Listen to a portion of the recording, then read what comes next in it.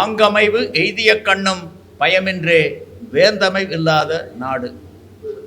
ஆன்றோர் அவைக்கு அன்பான மாலை வணக்கம். ஆகஸ்ட் 15ஆம் தேதி 79வது சுதந்திர தின விழாவை முன்னிறுத்தி தமிழ்நாடு முழுவதும் கிராம சபை கூட்டங்களை நடத்த வேண்டும் என தமிழ்நாடு அரசு உத்தரவு பிறப்பித்திருக்கின்றது. அந்த கிராம சபை கூட்டங்களில் கள் விடுதலை பற்றிய தீர்மானம் நிறைவேற்றப்படும். கள் இறக்குவதும் பருகுவதும் இந்திய அரசியலமைப்பு சட்டம் மக்களுக்கு கொடுத்திருக்கும் உணவு தேடும் உரிமை. மேலும் இது உலகளாவிய நடைமுறையும் ஆகும்.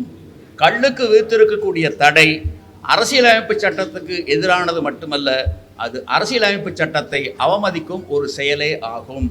இந்த தீர்மானங்கள் தமிழ்நாடு அரசுக்கு ஒரு நெருக்கடியை கட்டாயம் ஏற்படுத்தும். தாயுமானவர் திட்டத்தை தமிழ்நாடு அரசு அறிவித்திருக்கின்றது. முதியவர்களுக்கும் மாற்றுத்திறனாளிகளுக்கும் வீடு தேடி பங்கீட்டுக்கடை பொருட்களை வழங்குவது அந்த திட்டத்தினுடைய நோக்கம். இது வரவேற்கத்தக்க ஒன்று. அதே நேரத்தில் விலையில்லா அரிசியை கொடுத்து கொண்டிருக்கின்றோம். மேலும் இது 5 ஆண்டுகள் தொடரும் என பிரதமர் அறிவித்திருக்கின்றார். அரசுக்கு அடக்க விலை கிலோ ஒன்றுக்கு 34 ரூபாய் ஆகின்றது. அதே அரிசியை வெளியில் வாங்கி விற்றால் அது 5 ரூபாய்க்கு போகின்றது. 29 ரூபாய் எங்கே செல்கின்றது? ஊழலாக, லஞ்சமாக, முறைகேடாக, ஒழுங்கீனமாக திட்டமிட்டு நாடு முழுவதும் விதைக்கப்படுகின்றது. இதற்கு ஒரு முற்றுப்புள்ளி வைக்க வேண்டும். அரசுகள் இவை தொடர்பான ஒரு வெள்ளை அறிக்கையினை வெளியிட வேண்டும். தமிழ்நாட்டின் 2வது பெரிய அணை கீழ்பவானி அணை. இந்த கீழ்பவானி அணை நீர் நிர்வாகத்தில் 1958 இருந்து இன்றைய தேதி வரை அரசு ஆணை, விதிமுறை, காவிரி தீர்ப்பு என எதுவும் பின்பற்றப்படவில்லை. நீர்வளத்துறையானது தன்னுடைய விருப்பு, வெறுப்பு மற்றும் ஆதாய அடிப்படையிலேயே நீர் நிர்வாகத்தை நடத்தி கொண்டிருக்கின்றது. இந்த அணை, இந்த திட்டம் ஒரு மாறுபட்ட திட்டம். பாசன பயனாளிகளிடையே பணத்தை பெற்றுத்தான் அணை கட்டப்பட்டிருக்கின்றது, கால்வாய்கள் வெட்டப்பட்டிருக்கின்றன. மற்ற பாசனங்களிடமிருந்து இது வேறுபட்ட ஒன்று, மாறுபட்ட ஒன்று. ஆக பாசன பயனாளிகள் 68 ஆண்டுகளாக தொடர்ந்து வஞ்சிக்கப்பட்டிருக்கின்றார்கள். ஒருபோகமாக இருந்த பழைய பவானி பாசனங்கள் 1958 அப்போது நீர்வளத்துறை அமைச்சர் பக்தவச்சலம் இருபோக பாசனமாக மாற்றப்படுகின்றது. 2 நிபந்தனைகளுக்கு உட்பட்டு. முதல் நிபந்தனை, the government do not guarantee supply for second crop cultivation. 2வது நிபந்தனை, during the scarcity period water will be supplied for second crop only after meeting the demands of the legitimate aykat under the lower Bhavani project. இந்த அரசு ஆணையை கண்டுகொள்ளாமல் அங்கே கொடிவேரி பாசனத்துக்கு 2 போகம் என திறப்பதும், கீழ்பவானி பாசனத்துக்கு தண்ணீர் விடாமல் காளிங்கராயன் பாசனத்துக்கு 3 போகம் என திறப்பதும் நடைமுறையாகி போனது. 2002 இந்த தவறு கண்டுபிடிக்கப்பட்டு நீதிமன்றத்தில் தடையாணை பெறப்பட்டது. இருந்தாலும் எங்களால் உரிமையை மீட்க முடியவில்லை. காரணம், அந்த பழைய பவானி பாசன கால்வாய்களில், கரைகளில் ஏராளமான சாயப்பட்டறைகள், தோளாலைகள் உள்ளன. ஆற்றின் கரையில் இருமருங்கும் சாயப்பட்டறைகள், தோளாலைகள், காகித தொழிற்சாலைகள், சர்க்கரை ஆலைகள், சாராய தொழிற்சாலை உள்ளன. இவைகள் ஆளுமையோடு இருக்கின்ற காரணத்தால் பணத்தால் அடிக்கின்றார்கள். நீர்வளத்துறை துறையானது பணத்தை வாங்கி கொண்டு தண்ணீரை திறக்கின்றார்கள். இதுவரை கீழ்பவானி பாசனம் 18 போகம் கடலை சாகுபடியை இழந்திருக்கின்றது, 8 போகம் நெல் சாகுபடியை இழந்திருக்கின்றது. பாசன பயனாளிகள் பயிற்றுவிக்கப்பட வேண்டும், இந்த முறைகேடுகளுக்கு முற்றுப்புள்ளி வைக்க வேண்டும் என்ற நோக்கில் வரும் 2026 தேர்தலில் பாசனம் பெறும் 10 தொகுதிகளில் ஈரோடு மாவட்டத்தில் 8 தொகுதிகள், திருப்பூர் மாவட்டத்தில் காங்கேயம் தொகுதி, கரூர் மாவட்டத்தில் அரவாக்குறிச்சி ஆகிய 10 தொகுதிகளில் பாசன பயனாளிகள் சார்பாக பாசன பயனாளிகள் பயிற்றுவிக்கப்பட வேண்டும், முறைகேடுகளுக்கு முற்றுப்புள்ளி வைக்க வேண்டும் என்ற நோக்கில் வேட்பாளர்கள் நிறுத்தப்படுவார்கள். அடுத்த மாதம் செப்டம்பர் மாதம் முதல் வாரத்தில் வேட்பாளர்களை நாங்கள் அறிவிக்கவிருக்கின்றோம். இந்த போட்டியானது ஒரு திருப்பு முனையை ஏற்படுத்தும், ஒட்டுமொத்த தமிழ்நாட்டையே திரும்பி பார்க்க வைக்கும். ஆக இது வெற்றி தோல்வியை நிர்ணயம் செய்யும் ஒரு சக்தியாக கட்டாயம் இருந்தே தீரும்.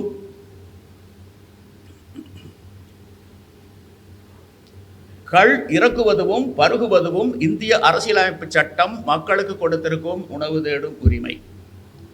இதை முன்னிறுத்தி வரும் டிசம்பர் மாதம் திருச்சியில் கள் விடுதலை மற்றும் மதுவிலக்கு மாநாட்டை நாங்கள் நடத்தவிருக்கின்றோம். இந்த மாநாட்டுக்கு சிறப்பு அழைப்பாளராக பீகாரினுடைய முதலமைச்சர் நிதிஷ்குமார் அழைக்கப்படுவார். பீகாரில் 9 ஆண்டுகளுக்கு முன்பு பூரண மதுவிலக்கு கொண்டு வரப்பட்டது. அப்போது அங்கே சாராயத்துக்கு, இறக்குமதி மதுக்களுக்கு, இந்திய தயாரிப்பு அயல்நாட்டு மதுக்களுக்கு தடை, கள்ளுக்கு விலக்களிப்பு. அண்மையில் குற்ற ஆவண பதிவில் பதிவிடுகின்ற பொழுது பீகாரில் பூரண மதுவிலக்கு கொண்டு வரப்பட்ட பிறகு சாலை விபத்துகளும் குற்றங்களும் வெகுவாக குறைந்து போய் உள்ளன. குடும்பங்களில் அமைதி நிலவுகின்றது. மக்களுடைய வாழ்க்கை தரம், வாங்கும் சக்தி கூடி இருக்கின்றது. இது பெருமையாக இருக்கின்றது. அங்கும் கள்ளச்சாராய சாவுகள் ஏற்பட்டன. அந்த அரசு நிவாரணம் கொடுக்க மறுத்துவிட்டது. நிவாரணம் கொடுத்தால் அது ஒரு தவறான முன் உதாரணம் ஆகிவிடும். கள்ளச்சாராய உற்பத்தி, விற்பனை, நுகர்வு மற்றும் மரணங்களை அது ஊக்குவித்ததாக அமையும் என சொல்லி மறுத்துவிட்டது. தமிழ்நாட்டிலும் கள்ளச்சாராய மரணங்கள் விழுப்புரம் மாவட்டம் விக்கிரவாண்டியிலும் கள்ளக்குறிச்சியிலும் ஏற்பட்ட போது தமிழ்நாடு அரசு விரைந்து ஓடிப்போய் சாவு ஒன்றுக்கு 10 லட்சம் ரூபாயை வள்ளல் போல் வாரி வாரி வாரி வாரி வழங்கி இருக்கின்றது. பீகாரில் அந்த அரசு மதுவிலக்கை நோக்கி இருக்கின்றது. தமிழ்நாட்டில் அரசு மதுவை நோக்கி இருக்கின்றது. இது தமிழ்நாட்டுக்கு வந்திருக்கக்கூடிய ஒரு தலைக்குனிவே ஆகும். இது போற்றப்பட வேண்டும், இது அகற்றப்பட வேண்டும். மேலும் தமிழ்நாட்டில் பீகாரை பின்பற்றி தமிழ்நாட்டிலும் மதுவிலக்கு மற்றும் மதுவிலக்கு கொள்கை மாற்றி அமைக்கப்பட வேண்டும். இந்த மாநாடானது ஒரு திருப்பு முனையை ஏற்படுத்தும், ஒட்டுமொத்த இந்தியாவையே திரும்பி பார்க்க வைக்கும். வரும் 2026 தேர்தல் வெற்றி தோல்வியை மாற்றி அமைக்கும், நிர்ணயம் செய்யும் சக்தி இந்த மாநாட்டுக்கு கட்டாயம் இருக்கும். ஒரு ஐயப்பாடு எழலாம், எப்படி கள் ஒரு வெற்றி தோல்வியை மாற்றி அமைக்கும்? பல ஆண்டுகளுக்கு முன்பு 4 மாநிலங்களில் தேர்தல் நடந்தன. அந்த தேர்தல் வெற்றி தோல்வியை நிர்ணயம் செய்யக்கூடிய சக்தி, மாற்றி அமைக்கக்கூடிய சக்தி வெங்காய விலையேற்றத்துக்கு இருந்தது. வெங்காய விலையேற்றம் 4 மாநில வெற்றி தோல்வியை மாற்றி அமைத்தது. அதை போல கள் விடுதலை தமிழ்நாட்டினுடைய வெற்றி தோல்வியை மாற்றி அமைக்கும் ஒரு சக்தியாக கட்டாயம் இருந்தே தீரும். கள்ளுக்கு எதிரான கருத்து கொண்டிருப்பவர்கள் கள்ளியக்கத்துடன் வாதிட முன்வர வேண்டும். மாறாக முதுகில் குத்துகின்றார்கள். இதற்கு ஒரு முற்றுப்புள்ளி வைக்க வேண்டும். ஏன் முதுகில் குத்துகின்றீர்கள்? வாருங்கள், வாதத்திற்கு வாங்கிக் கொள்ளுங்கள் 10 கோடி ரூபாயை. இது ஆரோக்கியமான அணுகுமுறை ஆகாது. தீசிஸ், ஆன்டிதீசிஸ், சிந்தசிஸ், முற்கோள், முரண்கோள், முற்றுக்கோள் என்ற அடிப்படையில் வாதிட்டு வெல்வதுதான் அரசியல் நாகரிகமே ஒழிய முதுவில் குத்துவது கோழைத்தனமான செயல். ஆக புறங்கூறி பொய்த்து உயிர் வாழ்தலின் சாதல் அரங்கூறும் ஆக்கம் தரும். ஆகவே கள் பற்றி பொது வெளியில் தவறான கருத்துக்களை பதிவிடுவோர்கள் தங்களுடைய பதிவை நிறுத்திவிட்டு கள்ளீகத்துடன் வாதிட முன்வர வேண்டும். அந்த வாத விவாதத்தில் கள்ளும் ஒரு தடை செய்யப்பட வேண்டிய போதைப் பொருள்தான் மதுதான். இறக்குமதி மதுக்களும் இந்திய தயாரிப்பு அயல்நாட்டு மதுக்களும் கள்ளை விட நல்லவை என அவர்கள் நிரூபித்து விட்டால் கள்ளியக்கம் தன்னுடைய நிலைப்பாட்டை மாற்றிக்கொள்ளும். தோல்வியை தவறை ஒப்புக்கொள்ளும். வெற்றி பெற்று அவர்களுக்கு 10 கோடி ரூபாய் பரிசையும் கொடுக்கும். இந்த அரிய வாய்ப்பினை இவர்கள் பயன்படுத்தி கொள்ள வேண்டும். அப்படி பயன்படுத்தி கொண்டு வெற்றி பெற்றால் அவர் தமிழ்நாட்டு மக்கள் இதயங்களில் இடம்பெறுவார். வரும் 2026 தேர்தலில் அவருக்கு ஆதரவான வாக்குகள் பெருகும். இந்த அரிய வாய்ப்பினை முதுகில் குத்துவோர் பயன்படுத்தி கொள்ள வேண்டும். எடப்பாடி பழனிசாமி அவர்கள் கள்ளேகத்தினுடைய கோரிக்கையை 2021 ஏற்று செயல்படுத்தி இருந்தால் 2021 ஆட்சி மாற்றம் தமிழ்நாட்டில் ஏற்பட்டிருக்காது. முதல்வர் மு.க. ஸ்டாலின் அவர்கள் முதல்வராக ஆகியிருக்கவும் முடியாது. ஒரு கோரிக்கையை வச்சோம், தேர்தல் தேதியை தேர்தல் ஆணையம் அறிவிப்பதற்கு முன்பாக நேரில் சொன்னோம், ஐயா தேர்தல் தேதியை தேர்தல் ஆணையம் அறிவிப்பதற்கு முன்பாக ஒரு அறிவிப்பை வெளியிடுங்கள். பனை, தென்னை, ஈச்ச மரங்கள் இருந்தால் அவற்றிலிருந்து நீராவாகவோ கல்லாகவோ பதநீராகவோ இறக்கியும் குடித்தும் விற்றும் கொள்ளலாம். இவற்றை மதிப்பு கூட்டப்பட்ட பண்டங்களாக மாற்றி உள்நாட்டிலும் உலக அளவிலும் சந்தைப்படுத்தியும் கொள்ளலாம். அரசனுடைய தலையீடு குறுக்கீடு இருக்காது. ஏலம் கடை இல்லவே இல்லை. அதே நேரத்தில் கலப்படம் போன்ற தவறுகள் நடப்பதாக கண்டறியப்பட்டால் கடுமையான தண்டனை இருக்கும் என்ற அறிவிப்போடு நிறுத்தி கொண்டால் ஏற்றுமதிக்கு அருமையான வாய்ப்பு கிடைக்கும். இது பெரிய பொருளாதாரம் இதில் கட்டாயம் இருக்கின்றது. ஆகவே ஒவ்வொரு தொகுதியிலும் குறைந்தபட்சம் 3000 வாக்குகள் உங்களுக்கு கூடுதலாக கிடைக்கும். அப்படி பார்க்கின்ற பொழுது 8 லட்சம் 9 லட்சம் வாக்குகளை நீங்கள் கூடுதலாக பெறுவீர்கள். ஆட்சியை தக்க வைத்துக் கொள்ள முடியும் என்ற கோரிக்கை வைக்கப்பட்டது. அதை நிராகரித்தார். அதனுடைய விளைவு வெளிப்பாடு 1.5 லட்சம் ஓட்டு வித்தியாசத்தில் அப்போது ஆட்சியை இழந்தார். கள்ளையத்தினுடைய கோரிக்கையை ஏற்று செயல்படுத்தி இருந்தால் 2021 தமிழ்நாட்டில் ஆட்சி மாற்றம் ஏற்பட்டு இருக்காது. அடுத்து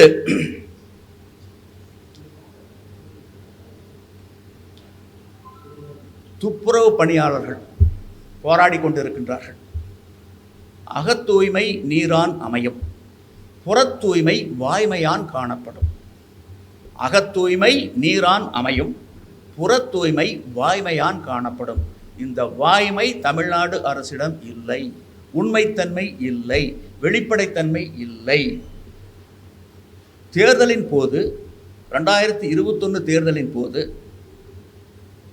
திராவிட முன்னேற்றக் கழகம் நாங்கள் ஆட்சிக்கு வந்தால் பணி நிரந்தரம் செய்யப்படும், மேலும் தனியார் மயமாக்கப்படாது என்ற உறுதிமொழியை தந்திருக்கின்றார்கள். அதனுடைய வெளிப்பாடுதான் இந்த போராட்டம். 4.5 ஆண்டுகள் ஆகிவிட்டன, நீங்கள் இன்னும் செய்யவில்லை என்பதுதான் அவர்கள் வைக்கும் கோரிக்கை. அந்த கோரிக்கையில் நியாயம் இருக்கின்றது. இவற்றை உணர்ந்து தமிழ்நாடு அரசு செயல்பட வேண்டும். மொத்தத்தில் சொன்னதை செய்வோம், செய்ததை சொல்வோம் என்பது அவர்களுடைய தாரக மந்திரம். ஆனால் இங்கே மாறுபடுகின்றது, வேறுபடுகின்றது. கனவினும் இன்னாது மன்னோ, வினைவேறு சொல்வேறு பட்டார் தொடர்பு. சொல்லொன்று செயலொன்று, இப்படிப்பட்டவருடைய தொடர்பு கனவிலும் வரக்கூடாது என வள்ளுவர் பதிவு செய்கின்றார்.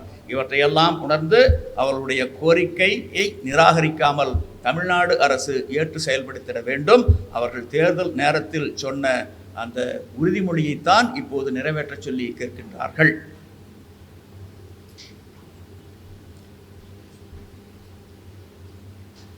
வீராணம் ஏரியிலே இருந்து தமிழ்நாட்டு தலைநகரான சென்னைக்கு வரக்கூடிய குடிநீர் பாதுகாப்பான குடிநீர் என குடிநீர் வழங்கல் வாரியம் தென்மண்டல பசுமை தீர்ப்பாயத்தில் பதிவு செய்திருக்கின்றது.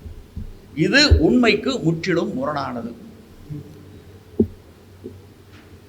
நொய்யலாறு திருப்பூர் வழியாக வருது, சாயப்பட்ட கழிவுகள் இருக்கு, அந்த கழிவுகளை சுமந்துக்கிட்டு வருது. ஒரத்துப்பாளை அணையில் தேக்கி 20,000 ஏக்கருக்கு பாசனம் பண்ணிக்கிட்டு இருந்தாங்க. அந்த விவசாயிகள் எங்களுக்கு கழிவுநீர் வேண்டாம், நிலங்கெடுது, நீர் கெடுது, உடல் நலம் கெடுதுன்னு சொல்லி போராடி அந்த தண்ணீர் திறப்பதை தடுத்து நிறுத்திவிட்டார்கள். இப்போது அணையிலே தண்ணீர் தேக்குவது இல்லை. அந்த நீர் முழுவதும் காவிரியில் வந்து கலந்து வீராணம் வந்து சென்னைக்கும் குடிநீராக கொடுக்கப்படுகின்றது. ஆக திருப்பூர் கழிவு நீருடைய ஒரு பகுதி சென்னைக்கும் குடிநீராக வருகின்றது. இதை பற்றிய புரிதல் இல்லாமல் அந்த குடிநீர் வழங்கல் வாரியமானது வீராணம் ஏரியிலே இருந்து சென்னைக்கு வரக்கூடிய குடிநீரானது தூய்மையான பாதுகாக்கப்பட்ட குடிநீர் என பதிவிட்டிருக்கின்றார்கள். இதை நாங்கள் வன்மையாக கண்டிக்கின்றோம். இப்போ எல்லாம் சுற்றுப்பயணம் போகிறாங்க. முதலமைச்சர் வந்து ஓரணியில் தமிழ்நாடுன்னு போகிறாரு. எதிர்க்கட்சி தலைவர் மக்களை காப்போம், தமிழகத்தை மீட்போம்னு போகிறாரு. மற்றவங்க அன்புமணி ராமதாஸ் அவர்கள், பிரேமலதா அவர்கள் போன்றவர்களும் சுற்றுப்பயணம் போகிறாங்க. ஆனால் இவர்களெல்லாம் காவிரி பற்றி வாய் திறப்பதே இல்லை. 75% மக்கள் காவிரி நீரைத்தான் குடிநீராக குடித்து கொண்டிருக்கின்றோம். ஆனால் காவிரியில் இதுவரை தீர்ப்புப்படி கர்நாடகாவிடமிருந்து தண்ணீர் பெற முடியவில்லை. இறுதி தீர்ப்பு, இடைக்கால தீர்ப்பு, மேன்முறையீடுகள் மீதான தீர்ப்பு உள்ளிட்ட எந்த தீர்ப்பையும் கர்நாடகம் மதித்து நடக்கவில்லை. எப்போது தண்ணீரை திறந்திருக்கின்றார்கள்? இனிமேல் தேக்கினால் கர்நாடக நீர்த்தேக்கங்கள் உடையும் என்ற அடிப்படையில் அணைகளுடைய பாதுகாப்பு கருதித்தான் திறந்திருக்கின்றார்களே ஒழிய தமிழ்நாடும் புதுச்சேரியும் காவிரியில் கடமடை உரிமை பெற்ற மாநிலங்கள்னு நேற்றுக்கு திறக்கல, இன்னைக்கு திறக்கல, நாளைக்கு திறக்க போறதில்லை. இதுதான் யதார்த்த நிலை. கடந்த ஆண்டு 3 முறை மேட்டூர் அணை முழு கொள்ளளவை எட்டியது. இருந்த போதிலும் குறுவை சாகுபடி சாத்தியம் ஆகவில்லை. 63 TMC கடலிலே கலந்திருக்கின்றது. நடப்பு ஆண்டு மேட்டூர் அணை 4 முறை நிரம்பி உபரிநீர் கடலுக்கு சென்று கொண்டிருக்கின்றது. ஆனால் விளைநிலம் வானம் பார்த்த பூமியாக இருந்து கொண்டிருக்கின்றது. இதற்கு என்ன காரணம்? மேட்டூர் சரபங்கா திட்டத்தை நிறைவேற்றி இருந்தால், காவிரி வைகை குண்டாறு இணைப்பு திட்டத்தை செயல்படுத்தி இருந்தால், மயிலாடுதுறை கடலூர் தடுப்பணை திட்டங்களை ஏற்றிருந்தால் இந்த நிலைமை வந்திருக்காது. ஆகவே தொலைநோக்கு பார்வையில் சிந்தித்து வரும் தலைமுறையை முன்னிறுத்தி தமிழ்நாடு அரசு திட்டமிடுவதில்லை. தேர்தலை முன்னிறுத்தி தேவையற்ற இலவசங்களை முன்னிலைப்படுத்துவதுதான் தமிழ்நாடு அரசனுடைய திட்டமாகி போய்விட்டது. ஆக இதனுடைய வெளிப்பாடு எதிர்காலம் கேள்விக்குறியாக்கப்பட்டிருக்கின்றது. எதிர்க்கட்சிகளும் கூட இதில் வாய் திறப்பதில்லை. இந்த போக்கை நாங்கள் வன்மையாக கண்டிக்கின்றோம். ஆக கர்நாடகா எப்ப திறந்திருக்காங்க? இனிமேல் தேக்கினால் கர்நாடக நீர்த்தேக்கங்கள் உடையும். அணைகளுடைய பாதுகாப்பு கருதி தமிழ்நாட்டையும் புதுச்சேரி வடிகாலா வச்சுதான் உபரிநீர் திறந்திருக்காங்களே ஒழிய உரிமை நீரை 28 ஆண்டுகால சட்ட போராட்டங்களில் போதும் திறக்கவில்லை. அதற்கு பிறகு 7 ஆண்டுகள், கடந்த 35 ஆண்டுகளில் திறக்கவே இல்லை. எதற்காக? தமிழ்நாட்டுக்கும் புதுச்சேரிக்கும் உண்டான உரிமை நீரை கர்நாடக நீர்த்தேக்கங்களில் தேக்கி வைத்து மாதாந்திர அடிப்படையில் தமிழ்நாட்டுக்கு திறக்க வேண்டும். June 10, July 34, August 50, September 40, October 22, November 15, December 8, ஜனவரி 3, பிப்ரவரி 2.5, மார்ச் 2.5, ஏப்ரல் 2.5, மே 2.5 என எதற்காக திறக்க வேண்டும்? மேட்டூர் அணை காலியாகத்தானே கிடக்கின்றது. தினந்தோறும் நீர் பங்கீடு ஒன்றுதான் இதற்கு தீர்வு. கர்நாடக காவிரியில் வரக்கூடிய நீரை தீர்ப்பின் விகிதாச்சாரப்படி, என்ன விகிதாச்சாரம்? கர்நாடகாவுக்கு 284.75 TMC, தமிழ்நாட்டுக்கும் புதுச்சேரிக்கு 177.25 TMC, கேரளாவுக்கு 21 TMC. இந்த விகிதாச்சார அடிப்படையில் தினந்தோறும் பங்கிட்டு தமிழ்நாட்டுக்கும் புதுச்சேரிக்கும் உண்டான உரிமை நீர் மேட்டூர் அணையில் மட்டுமே தேக்கப்பட வேண்டும். ஒரு சொட்டு கூட கர்நாடக நீர்த்தேக்கங்களில் தேக்கக்கூடாது. அந்த நீர்த்தேக்கங்கள் கட்டுவதற்கு தமிழ்நாடு அரசும் புதுவை அரசும் பணம் கொடுத்ததா, இல்லை தேக்கி வைப்பதற்கு வாடகை கொடுக்கின்றோமா? எந்த முகாந்தரத்தில் இவர்களுடைய தண்ணீரை அவர்களுடைய அணையில் தேக்கி வைத்து மாதாந்திர அடிப்படையில் தமிழ்நாட்டுக்கு விட வேண்டும் என கர்நாடகா கைகளில் பூட்டையும் சாவியையும் கொடுத்திருக்கின்றார்கள். ஆக சரியான இலக்கை நோக்கி தமிழ்நாடு அரசு இந்த வழக்கை நடத்தவில்லை. இதற்கு ஒரே தீர்வு, நிரந்தர தீர்வு, மோதலுக்கு முற்றுப்புள்ளி வைக்கும் தீர்வு, இறையாண்மை ஒருமைப்பாட்டுக்கு வலு சேர்க்கும் தீர்வு, தினந்தோறும் நீர் பங்கீடு. இதை பற்றி யாராச்சும் வாய் திறக்கின்றார்களா? இல்லவே இல்லை. விஜய் அவர்கள் வரும் 21ஆம் தேதி ஒரு மாநாடு போடுகின்றார்கள். அந்த மாநாட்டில் இது பற்றிய தீர்மானம் இருக்குமா? இருக்க போவது இல்லை. ஆக தொலைநோக்கு பார்வையை இவர்களெல்லாம் தொலைத்து விட்டார்கள். ஆக இந்த போக்கை நாங்கள் வன்மையாக கண்டிக்கின்றோம். காவிரி என்பது it is our lifeline. இதை பற்றி சிந்திக்காமல் எதைக்கோ இவர்கள் முக்கியத்துவம் கொடுத்து கொண்டிருக்கின்றார்கள். காமராஜர் ஆட்சியில் பள்ளிகளை திறந்தாங்க. இப்போ திறந்த பள்ளிகளை மூடிக்கிட்டு இருக்காங்க. இதுக்கு என்ன காரணம்னா அதிகார பரவலுக்கு தடை போட்டது தான். முன்ன ஆரம்ப கல்விங்கிறது உள்ளாட்சி அமைப்புகிட்ட இருந்தது. உள்ளாட்சி கிட்ட ஆரம்ப கல்வி, ஆரம்ப சுகாதாரம், கால்நடை மேம்பாடு, வேளாண்மை போன்ற துறைகள் இருந்தது. அந்த துறைகளை எல்லாம் தமிழ்நாடு அரசு பறித்து கொண்டது. அதனுடைய விளைவு வெளிப்பாடு நிர்வாகம் சரியில்லாத காரணத்தால் இன்று நிலைமை தலைகீழாக மாறிவிட்டது. தனியார் பள்ளியை நோக்கி மக்கள் செல்ல துவங்கிவிட்டார்கள். அதனுடைய வெளிப்பாடு அரசு பள்ளி காத்து வாங்குகின்றது. மாணவர்கள் இல்லாமல் பள்ளிகளை மூட வேண்டிய ஒரு அவலம் ஏற்பட்டிருக்கின்றது. இதற்கு காரணம் உள்ளாட்சிகளிடம் இருந்த அந்த அதிகாரத்தை தமிழ்நாடு அரசு பறித்ததனுடைய வெளிப்பாடுதான் என்ற குற்றச்சாட்டை நாங்கள் சுமத்துகின்றோம். மீண்டும் அவை உள்ளாட்சிகளிடம் கொடுக்கப்பட வேண்டும். மாநில சுயாட்சி, மத்தியில் கூட்டாட்சி, அதிக அதிகாரங்கள் வேண்டும். மத்தியில் டெல்லியில் அதிகாரங்கள் குவிந்து கிடக்கக்கூடாது என்று குரல் கொடுத்தவர்கள் உள்ளாட்சிகளிடமிருந்து இந்த அதிகாரத்தை பறித்தது ஏன்? இந்த கேள்விக்கு தமிழ்நாடு அரசு பதில் சொல்லியே ஆக வேண்டும். இதனுடைய வெளிப்பாடு காமராஜர் காலத்தில் திறந்த பள்ளிகள் எல்லாம் இப்போது மூடு விழா கண்டு கொண்டிருக்கின்றன. இந்த போக்கை நாங்கள் வன்மையாக கண்டிக்கின்றோம்.